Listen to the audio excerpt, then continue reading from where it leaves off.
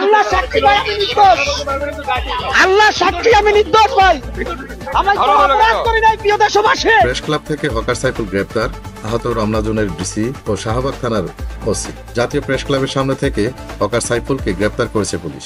এ সময় পুলিশের সঙ্গে দস্তাদস্তির ঘটনায় রমনা জোনের ডিসি এবং শাহবাগ থানার ওসি আহত হয়েছেন বলে জানা গেছে। প্রত্যক্ষদর্শীদের মতে মঙ্গলবার দুপুরের দিকে প্রেস ক্লাবের সামনে অবস্থান করছিলেন হকার সাইফুল। হঠাৎ করে পুলিশ তাকে গ্রেপ্তারের জন্য এগিয়ে গেলে উভয়ের মধ্যে উত্তেজনাকর পরিস্থিতি তৈরি হয়। গ্রেপ্তারের সময় সাইফুল ও তার সমর্থকরা প্রতিরোধ করে তুললে পুলিশের সঙ্গে সংঘর্ষ বাধে। সংঘর্ষের এক পর্যায়ে রমনা বিভাগের উপ পুলিশ কমিশনার ডিসি এবং শাহবাগ থানার ভারপ্রাপ্ত কর্মকর্তা ওসি আহত হন বলে পুলিশ সূত্র জানা গেছে। আহত দুই পুলিশ কর্মকর্তাকে প্রাথমিক চিকিৎসা দেওয়া হয়েছে।